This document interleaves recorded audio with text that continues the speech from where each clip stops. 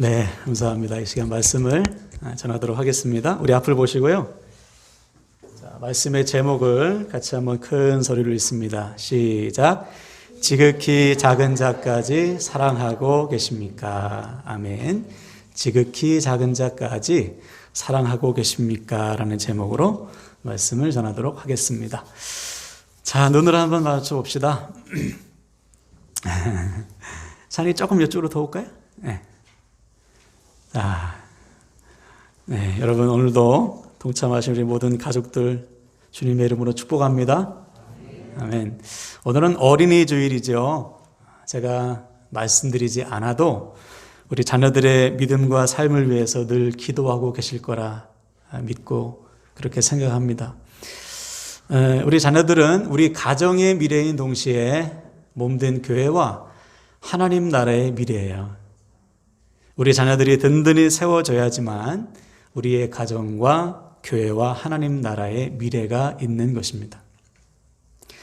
사사기에 보면 여호수아가 죽은 다음에 그들의 자녀들은 하나님을 알지 못하는 다른 세대가 되었다고 기록하고 있어요. 우리가 잘 알듯이 여호수아가 죽기 전에 고별 설교하잖아요. 백성들 다 모아놓고 백성들에게 선포하죠. 너희는 오늘 너희가 섬길 자를 택해라. 너희 조상들처럼 애굽에 있는 신을 섬기다가 망하든지 하나님을 섬기든지 둘 중에 하나를 택해라. 나와 내 집은 오직 여호와만을 섬기겠노라. 그때 백성들이 일제히 우리도 그렇게 하겠습니다 다짐했단 말이에요. 그런데 그렇게 다짐한 사람들이 다 죽은 다음에 그들의 자녀 세대는 하나님을 모르는 세대가 되었어요. 누구 책임이에요? 자녀들에게 믿음의 유산을 물려주지 못한 부모 세대의 책임이죠. 지금도 똑같습니다. 인정하고 싶지는 않지만 오늘날 자녀 세대의 믿음은 이미 무서울 정도로 무너지고 있어요. 자녀 세대의 복음화율이 5%도 안 됩니다. 아동부일 경우 초등학교 한 반에 믿는 애들이 한두 명밖에 안 되는 거예요. 중고등부 청년부로 올라가면 더 심각하죠. 왜 이렇게 되었을까? 교회가 자녀 세대의 믿음에 생명을 걸지 않았기 때문이요. 부모들이 자녀를 양육함에 있어서 믿음을 최우선에 두지 않았기 때문이에요. 그래서 이미 십수년 전부터 계속 말이 나왔죠. 교회학교 위기다 위기다. 근데 지금은 위기가 아니고 현실이 되어버렸어요. 더군다나 최근에 코로나 때문에 집에서 혼자 믿는 애들은 교회 나올 수도 없고요. 교회 밖에 있는 아이들을 우리가 해마다 전도했잖아요. 아동부 초청, 전도 초청해가지고 우리 전 교인이 그냥 밥 먹고 다 나가서 애들 초청하게 됐잖아요. 그거 할 수도 없어요 지금. 상황이 더 지금 안 좋은 상황으로 가고 있습니다. 자, 그럼 이때 우리는 어떻게 해야 할까요? 어쩔 수 없는 상황이니 상황이 좋아지기만을 기다리면 되나요? 천만의 말씀이에요. 지금 우리에게 맡겨주신, 우리에게 허락하신 이 자녀 세대에 생명을 거는 것입니다. 저는 확신해요. 저와 여러분이 포기하지 않는 한 하나님께서 우리의 다음 세대 반드시 세워주실 것입니다. 할렐루야.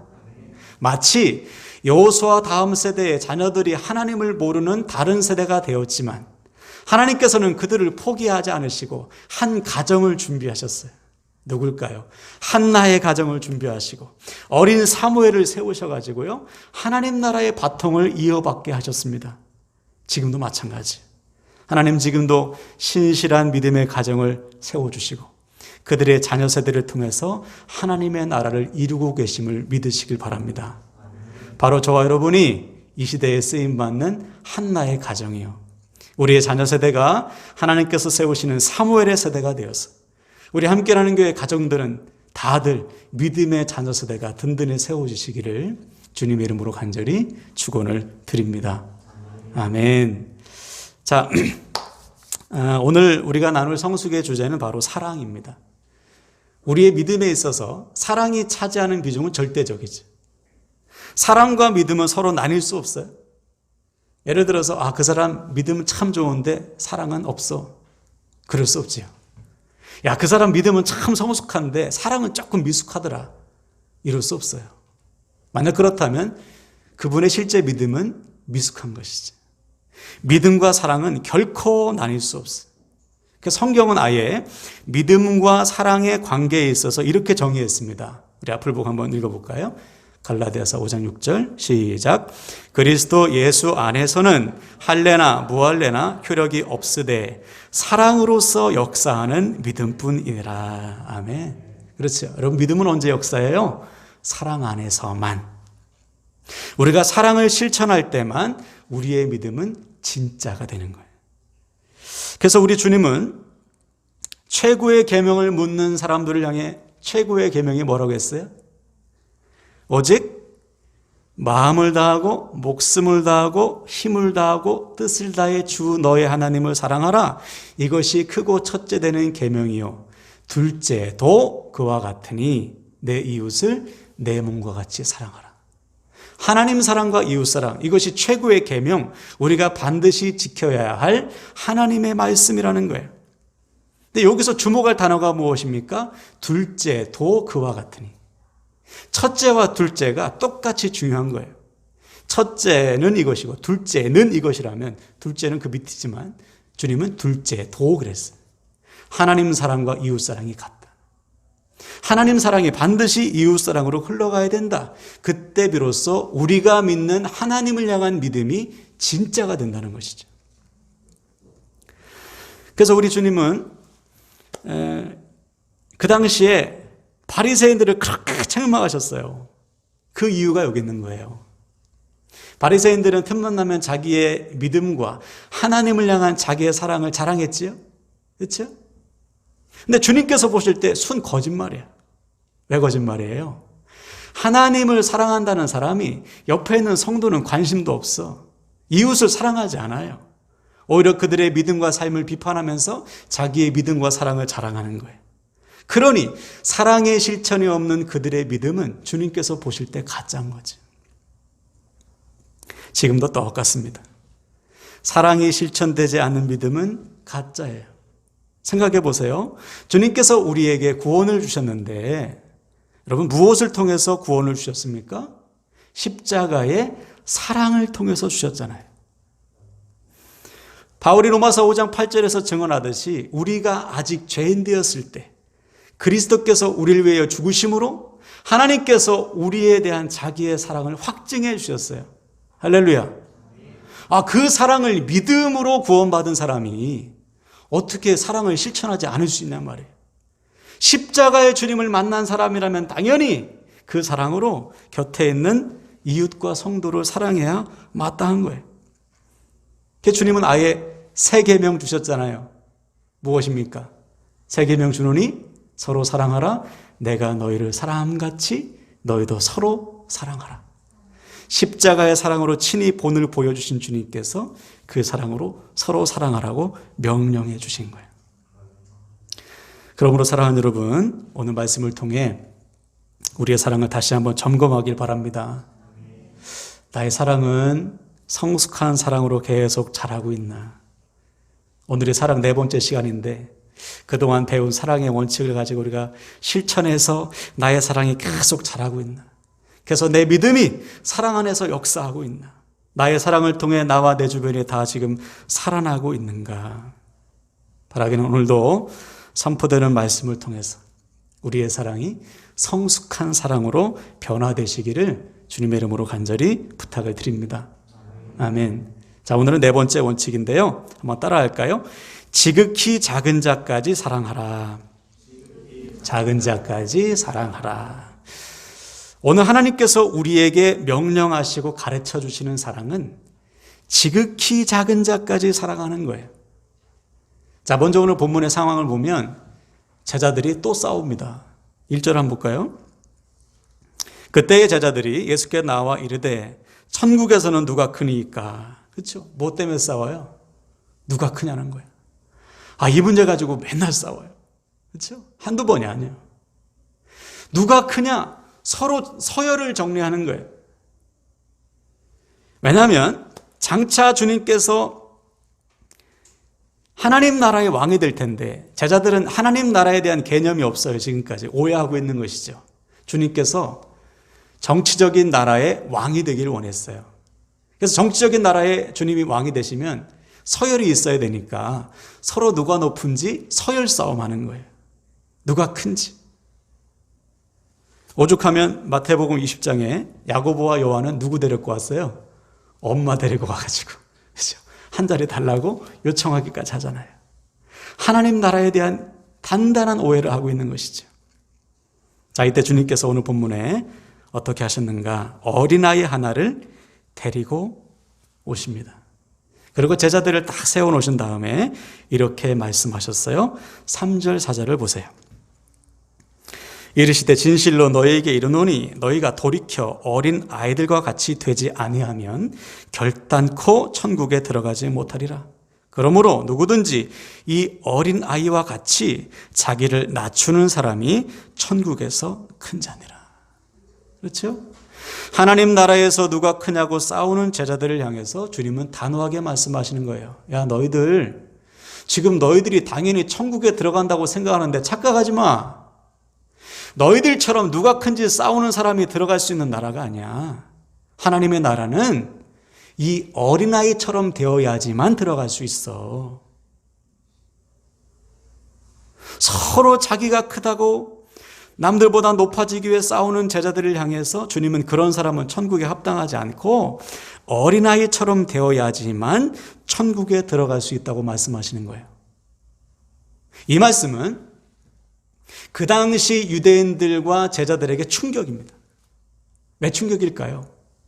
그 당시 유대 사람들은 어린아이는 천국에 합당하지 않다고 생각했어요.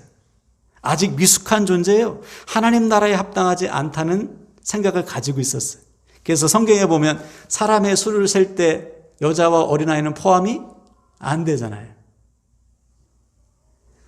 남자아이가 회당에 들어가려면 적어도 13살이 이상이 돼야 돼요. 어린애는 한마디로 말해서 천국에 들어갈 수 없다고 생각했어요. 합당하지 않은 존재라고 생각했어요. 근데 주님께서 그런 사람들을 향해서 어린아이처럼 되어야지만 천국에 간다고 하니까 당황하고 황당한 것이죠. 충격이죠. 자, 그럼 여기서 말씀하시는 어린 아이와 같이 된다는 것은 무슨 뜻일까요? 이것은 나이 어린 사람만 천국에 간다, 그 뜻은 아니겠죠.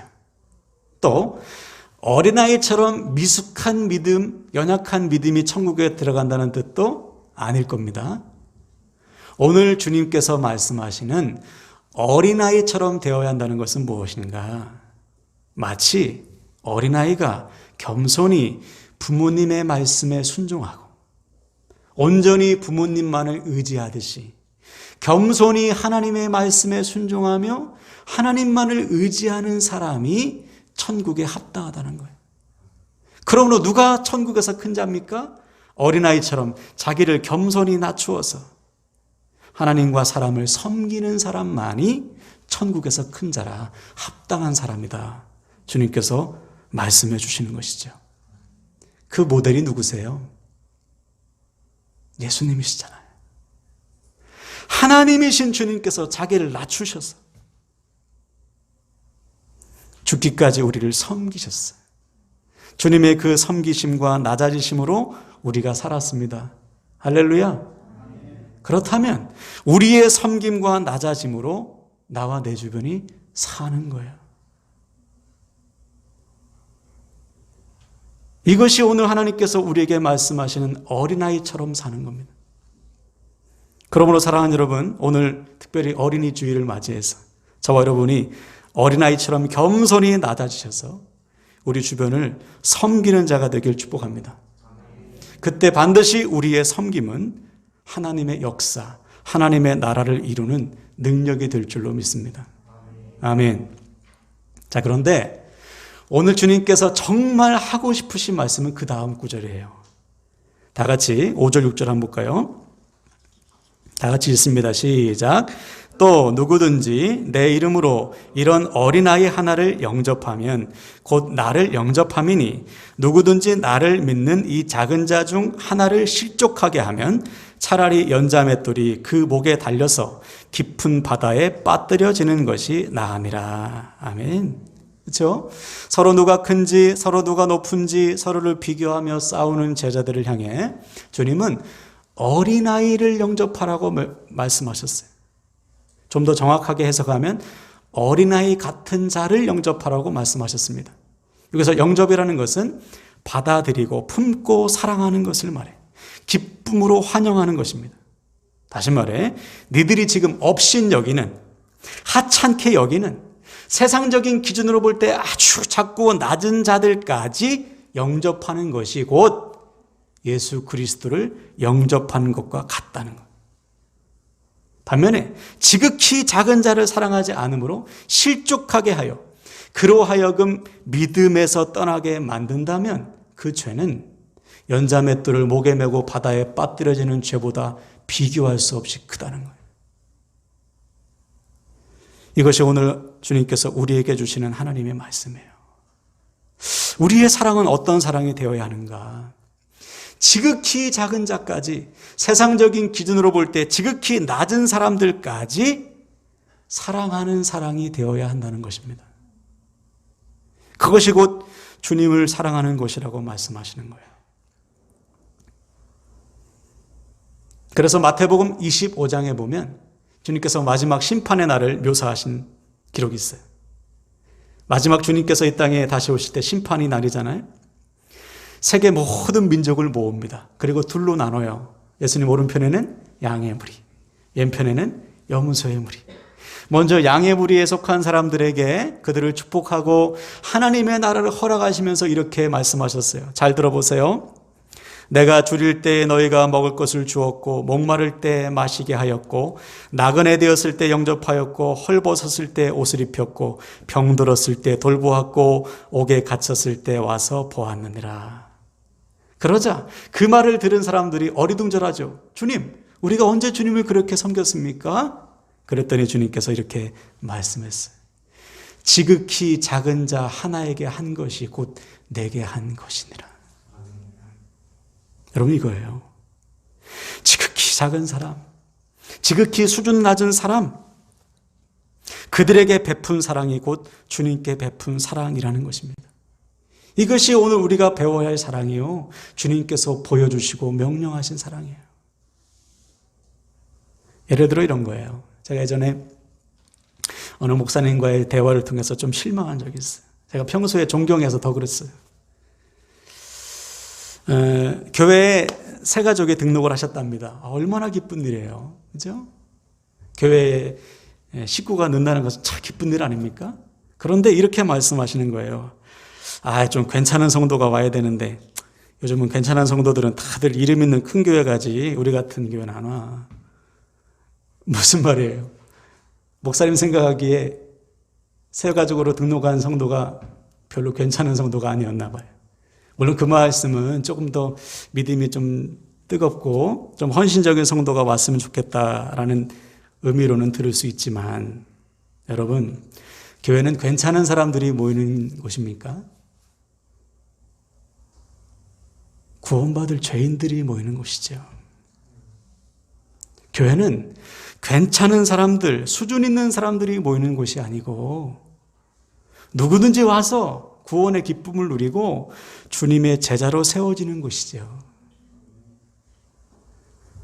가끔 보면 이렇게 또 자기 교회를 자랑하시는 분이 있어요. 우리 교회는 수준 높은 사람들이 모여. 다들 수준이 있어서 수준 있는 사람들만 찾아와. 세상적으로 지위가 높고 좀 많이 배운 사람들이 모인다는 거예요. 그럼 여러분 생각해 보세요.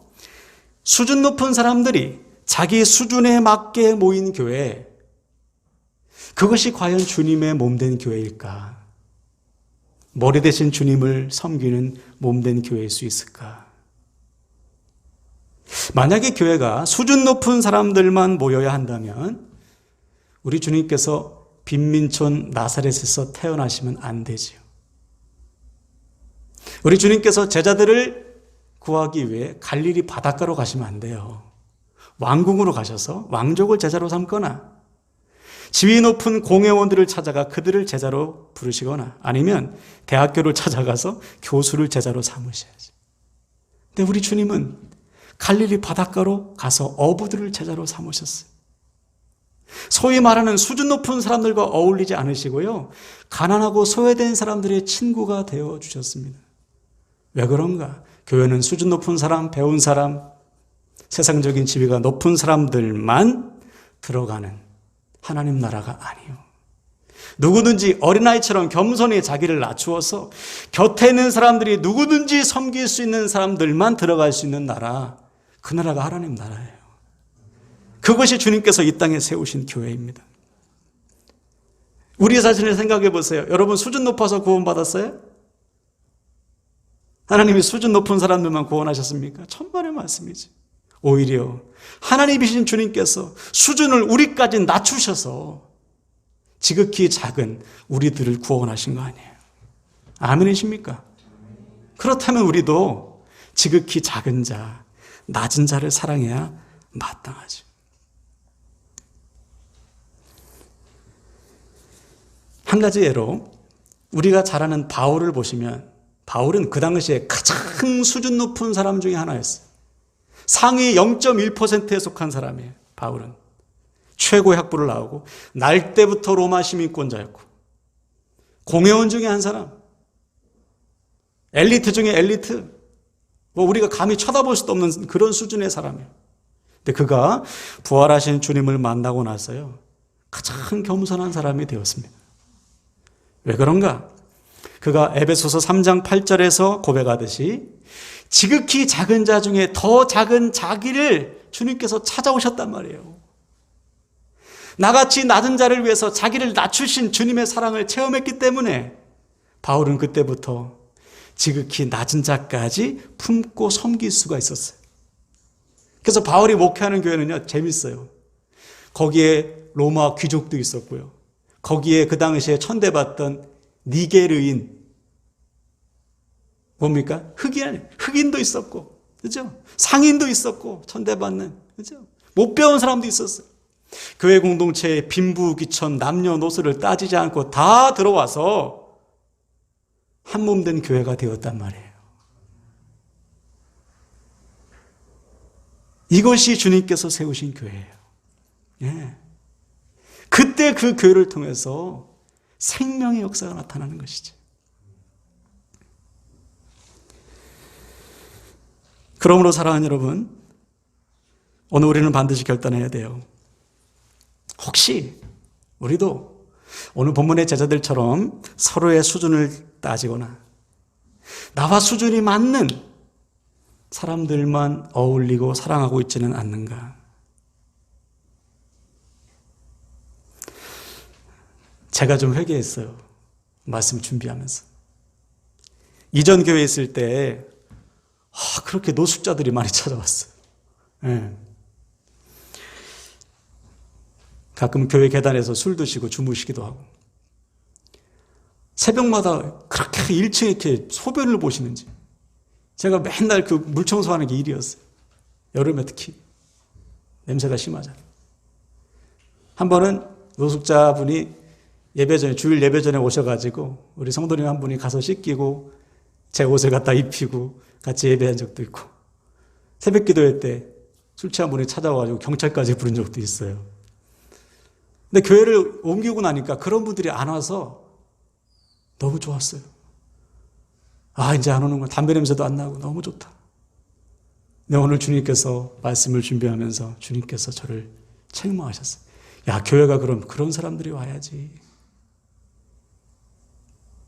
누구 하나 손 내밀어 주지 않고 어디 하나 기댈 데 없는 사람들이 부담 없이 찾아오는 곳이 주님의 몸이어야지. 수준 높은 사람들이 찾아오는 교회가 되어서는 되겠냐. 제가 회개했어요. 여러분, 세상에서 소외되고 누구 하나 손 내밀어 주지 않는 사람들이 부담 없이 찾아오는 교회가 되길 바랍니다. 그것이 주님께서 어부들을 제자로 삼으신 이유요, 가난하고 소외된 자들의 친구가 되어주신 이유, 이 땅에 세우신 주님의 교회, 주님께서 꿈꾸시는 교회인 거예요. 여러분, 이 시간 다 같이 결단하실 때요, 여러분 오늘부터 우리의 사랑이 지극히 작은 자까지, 지극히 낮은 자까지 품고 사랑하는 사랑으로 성숙하시길 축복합니다. 그래서 우리 곁에 있는 사람들이 우리의 사랑의 실천을 통해 지극히 낮은 자까지 사랑하신 주님을 만나 우리처럼 살아나게 되시기를 주님의 이름으로 간절히 축원을 드립니다. 아멘, 아멘.